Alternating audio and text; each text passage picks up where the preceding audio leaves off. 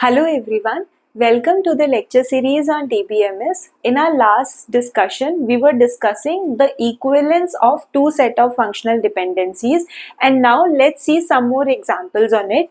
So we have this relational model, and for this model we have these two sets of functional dependencies.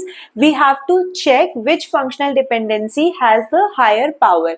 So for that, let's consider all the left hand side attributes over here, P, Q and R, and now we know that we have to find out the closure of these attributes using the set of functional dependencies Y. So for P we know we can have P, then if we know P we also know Q and R, then if we know R we can know S. So this is the closure set of P using this set of functional dependencies. Next, if we know Q, we can see we can only know Q. And if we know R, we will know R. And if we know R, we know S. And for this, that is it. Right? So this is the closure set for P, Q and R using these set of functional dependencies.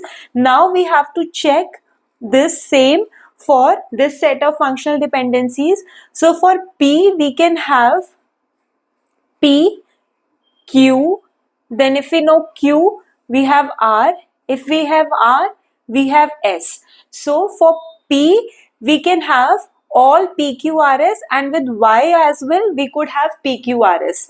Now for Q, we could have Q over here. If we know Q, then we can write Q over here, then R, and then if we know R, we can have S. So over here, we can see that for Q, we could also find the attributes R and S with this set of functional dependencies. However, with Y set of functional dependencies, we could only find the attribute Q, right? Now for R, over here, we can have R, and we can then if we know R, we also know S. So for R, again it is same, but now the thing that we have to notice over here is that we have one attribute for which X could find two additional attributes compared to Y. So we can say that X is not a subset of Y because X could provide better functionality, or we can say X is powerful compared to Y, right? So X is not a proper subset of Y because X could find more values in the attribute Q. Now let's find it out for Y. So if we look at the options, we can say X is not a proper subset of Y. So option A becomes wrong. And then if A is wrong, C definitely cannot be right. So C also will become wrong. Now let's see over here we have P and R. Now we have to find out the closure of these attributes, these left hand side attributes using the X set of functional dependencies. So for P, we know we have P, then Q, then if we know Q, we have R, and if we have R, we have S, right? And for R, we have R, and then we have S. So this is the closure set, and now we have to make the comparison. So for that, again we'll find it out for Y. With the Y we will find it out. So for Y we know if we have P, we have P, Q, R, and then we have S. Likewise for R, we have R and we have S. So over here we can see that whatever closure set we could have with X, we could also have the same with Y, or we can say whatever our Y could give us, we could also get it from X because these two closure sets are equal. So from this we can say that Y is a proper subset of X. So which option becomes right over here? Option B. Let's see two more examples over here. So over here we have these relational model and we have these two sets of functional dependencies. Now we know that we have to consider all these attributes on the left hand side, and we have to compute the closure set of these attributes using the opposite sets of functional dependencies. So for A we have, if we know A, we also know B and C, and these are all the attributes in the relational model. We don't have to check any further. So for B, we know B, and then we can know A, and we know if we know A, we also know B and C. B is already there, C we will include, and next we will have C, and if we know C, we will know A, and again if we know A, we know B and C, and C is already there, we'll include B. Now there are same attributes in this set of functional dependencies as well on the left hand side. So let's find out the closure for these attributes using the opposite sets of functional dependencies. So over here, if we know A, we also know B, and if we know B, we know C. Next, if we know B, then we know C, and if we know C, we know A. Then over here, if we know C, we know A, and we know if we know A, we know B. So over here, we can see that for all the attributes, whatever we could find from these sets of functional dependencies, that is the same thing that we can find with the F set of functional dependencies as well.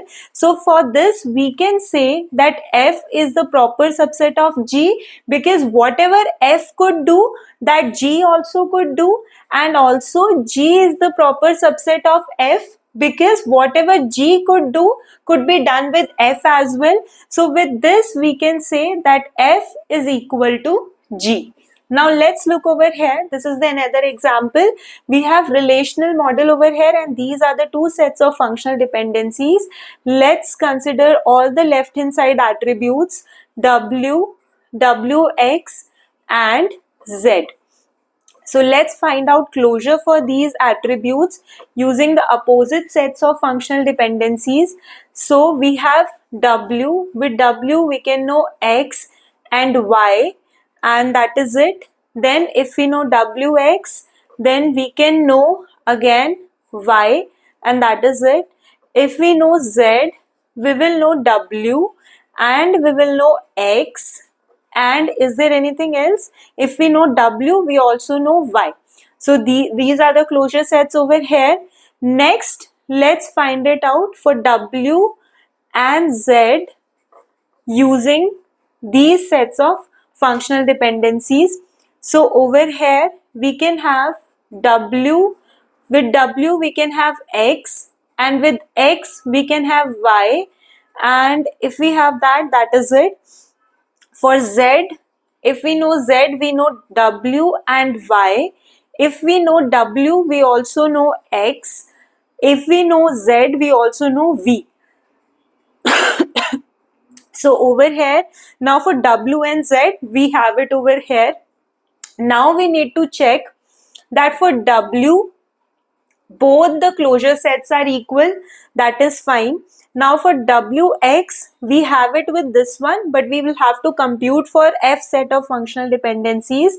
So for Wx, we have, if we have Wx, we have Wx, then we have Y, and that is it. So for Wx again, it is same, no problem.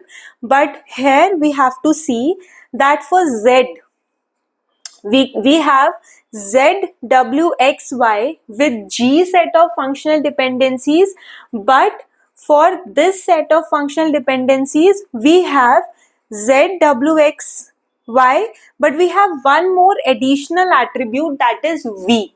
So we can see over here that the power of F is greater, because for Z attribute, what G could find out, that F also could find out, but it could find an additional attribute. So with this, we can say that F is more powerful. So F is not the subset of G, but we can see over here that whatever G could find out, F could find all those attributes, but in addition, it could also find V. So with this, we can say that G is a proper subset of F. So for this becomes true.